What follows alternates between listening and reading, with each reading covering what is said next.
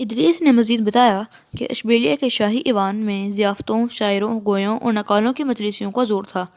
10 دن کی ذلت و خواری کے بعد میں ایک مسجد کے خطیب کی کوششوں کے باعث مجھے معتمد کے دربار میں بازیابی کا شرف حاصل ہوا، لیکن جس وقت میں دربار میں کھڑا اپنی سرگزشت سنا رہا تھا اس وقت قرطبہ سے ایک قاصد پہنچا اور اس نے یہ خبر سنائی کہ معتمد کا بیٹا قتل ہو چکا ہے اور ابن عکاشہ نے قرطبہ پر قبضہ کر لیا ہے۔ معتمد نے پہلا حکم یہ دیا کہ تمام پہرے دار اور افسر گرفتار کر لیے جائیں جنہوں نے اتنے دن اس نوجوان کو ہمارے پاس آنے سے روکے رکھا تھا۔ میرے متعلق یہ حکم ہوا کہ اشبیلیہ میں میری رہائش کا انتظام کیا جائے۔ اب میں اپنی ماں اور بہن کا حال معلوم کرنے آیا ہوں اور یہ جانتا ہوں کہ قرطبہ میں ابن عکاشہ کے ساتھ ہی سب سے زیادہ میری تلاش کر رہے ہوں گے۔ میں علیہ صبح یہاں پہنچا تھا۔ مدینہ الزہرا کی طاقہ بندی شہر کی نسبت کہیں زیادہ شدید ہے اور میرا براہ راست وہاں جانے کی کوشش کرنا بھی خطرناک تھا کیونکہ مجھے وہاں پہنچانے والوں کی تعداد شہر کی نسبت کہیں زیادہ ہے۔ اس لیے میں نے یہ سوچا ہے کہ پہلے قرطبہ پہنچ کر اپنے عزیزوں اور دوستوں سے اپنے گھر کے حالات معلوم کروں۔ ممکن ہے کہ والدہ اور ہمشیرہ شہر میں میرے ماموں کے پاس آ چکی ہوں۔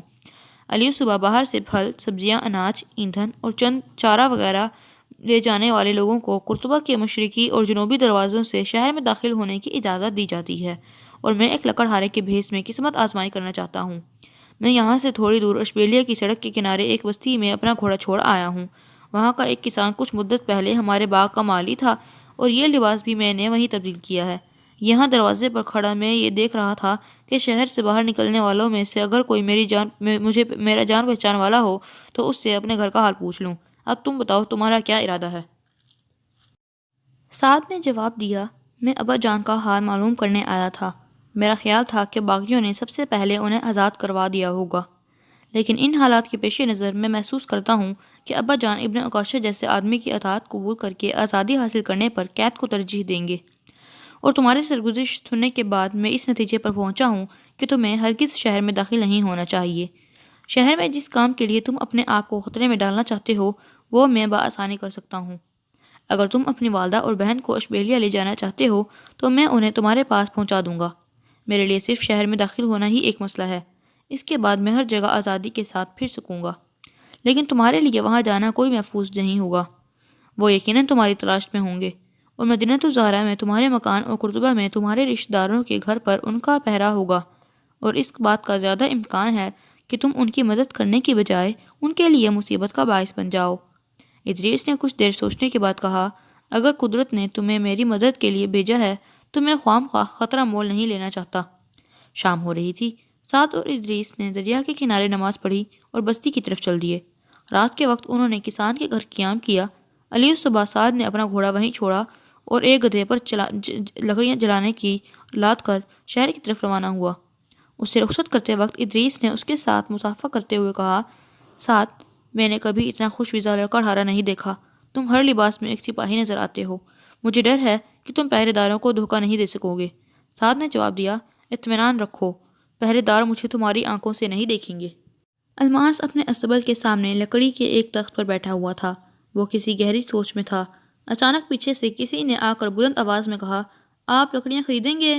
الماس نے چونک کر پیچھے دیکھتے ہوئے نوم و لکڑہارے سے کہا، بھاگ جاؤ، ہمیں لکڑیوں کی ضرورت نہیں۔ لیکن اچانک اس کی توجہ لکڑیوں سے لدے ہوئے گدھے کی طرف مبذول ہو گئی جو اصطبل کی تازہ گھاس کے ڈھیر پر چڑھ کر اپنی بھوک کا مظاہرہ کر رہا تھا۔ الماس آگ بگولا ہو کر اٹھا اور لکڑہارے کے ہاتھ سے ڈنڈا چھین کر گدھے پر ٹوٹ پڑا۔ گدھا چند ڈنڈے کھانے کے بعد باغ کی طرف بھاگ گیا۔ لکڑہارے نے آگے بڑھ کر الماس کا بازو کرتے ہوئے کہا، چچا الماس، یہ گدھا پرایا ہے۔ الماس نے غصے کی حالت میں اپنا بازو چھڑانے کی کوشش کی، لیکن لکڑہارے کی ہاتھ کی گرفت اس کی توقع سے کہیں زیادہ سخت تھی۔ اس نے پہلی بار لکڑہارے کی طرف غور سے دیکھا اور اس کا غصہ مسرت میں تبدیل ہو گیا۔ سعد، تم؟ اس نے لکڑہارے کو گلے لگاتے ہوئے کہا۔ سعد نے سوال کیا، پہلے مجھے ابا جان کے متعلق بتاؤ۔ الماس نے مغموم لہجے میں جواب دیا، ان کا کچھ نہیں پتہ چلا، ابھی تک ان کا کوئی اور ساتھی بھی رہا نہیں ہوا۔ الماس سعد سے کئی سوالات پوچھنے کے لیے بے قرار تھا، لیکن باقی نوکروں کو اس کے گرد جمع ہوتے دیکھ کر اس نے سعد کا ہاتھ پکڑ لیا اور اسے مکان کی طرف کھینچتے ہوئے کہا، اگر کوئی خطرناک بات ہے تو تمہارا یہاں ٹھہرنا ٹھیک نہیں۔ مکان کے ایک کمرے میں داخل ہو کر الماس نے کہا، تم یہاں بیٹھو، میں نوکروں کو کچھ ہدایات دے آؤں۔ سعد نے کہا، چچا الماس، گھبراؤ نہیں، میں نے یہ بھیس صرف شہر میں داخل ہونے کے لیے تبدیل کیا تھا۔ اب میرے لیے ایک طالب علم کا لباس کا انتظام کر دو، مجھے شہر میں ایک ضروری کام کے لیے جانا ہے۔ الماس نے کہا، آقا کے متعلق میں ان کے ہر دوست سے پوچھ چکا ہوں، وہ سب کہتے ہیں کہ ابن عکاشہ قیدیوں کو رہا کرنے سے پہلے ان سے طلطلہ کے حکمران مامون کی بیعت لے گا۔ مامون شاید آج یا کل یہاں پہنچ جائے، لیکن تمہارا کیا خیال ہے کہ اہل قرطبہ مامون کی غلامی قبول کر لیں گے؟ الماس نے جواب دیا، اہل قرطبہ اب بکریوں کا ریوڑ بن چکے ہیں جنہیں ہر وہ شخص جس کے پاس چھڑی ہو ہانک سکتا ہے۔ عمرہ کے ایک گروہ نے انہیں اشبیلیہ والوں کے ہاتھ فروخت کیا۔ اس کے بعد عمرہ کا دوسرا گروہ اٹھا اور انہوں نے ان بکریوں کو طلطلہ والوں کے ہاتھ فروخت کر دیا ہے۔ جس رات ابن عکاشہ نے گورنر کے محل پر قبضہ کیا تھا، ہم بہت خوش تھے۔ مجھے یقین تھا کہ قدرت نے اسے اہل قرطبہ کو اشبیلیہ والوں کی غلامی سے آزاد کرنے کے لیے بھیجا ہے، لیکن اگلے ہی دن ہمیں یہ پتہ چلا کہ وہ قرطبہ کے با اثر آدمیوں سے مامون کی بیعت لے رہا ہے، اور جو لوگ اس کی بیعت سے انکار کر رہے ہیں انہیں پھانسی یا قید کی سزا دی جا رہی ہے۔ حملے سے ایک ہفتے پہلے ہی باہر سے کئی لوگ شہر میں جمع ہو رہے تھے، اور اہل قرطبہ یہ سمجھ کر انہیں اپنے گھروں میں جگہ دے رہے تھے کہ یہ لوگ قرطبہ کی جنگ آزادی میں حصہ لینے کے لیے آئے ہیں، لیکن یہ مامون کے سپاہی تھے۔ میں نے بھی 4 دن تک 15 آدمیوں کو اس مکان میں چھپنے کے لیے جگہ دی تھی۔ سعد نے سوال کیا، تمہیں ادریس کے خاندان کا کچھ علم ہے؟ الماس نے جواب دیا، میں تمہیں یہ بتانے ہی والا تھا، ادریس اس انقلاب سے کئی روز پہلے ہی غائب ہو گیا تھا۔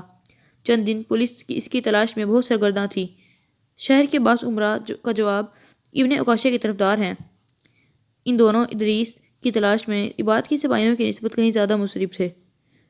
میں حیران ہوں کہ اس نے کس جرم کی عوض بیک وقت اشبیلیہ کے حکمرانوں اور قرطبہ کے با اثر لوگوں کی دشمنی مول لی تھی۔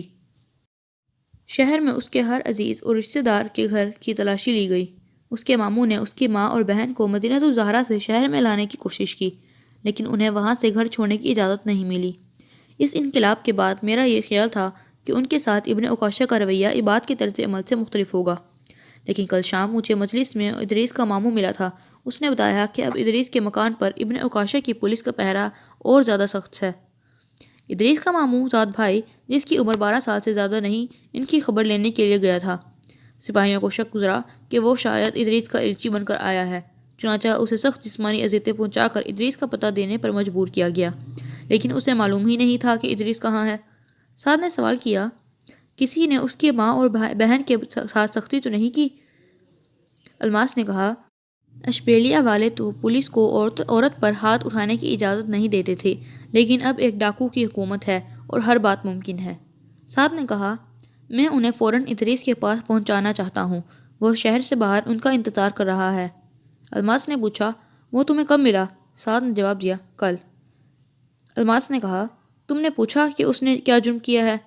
سعد نے کہا، اس نے حکومت کو بروقت ابن عکاشہ کی سازش سے باخبر کرنے کی کوشش کی تھی۔ الماس نے حیران ہو کر سوال کیا، اگر یہ بات تھی تو اشبیلیہ کے حکام اسے کس لیے گرفتار کرنا چاہتے ہیں؟ اس سوال کے جواب میں سعد نے مختصراً ادریس کی سرگزشت بیان کر دی۔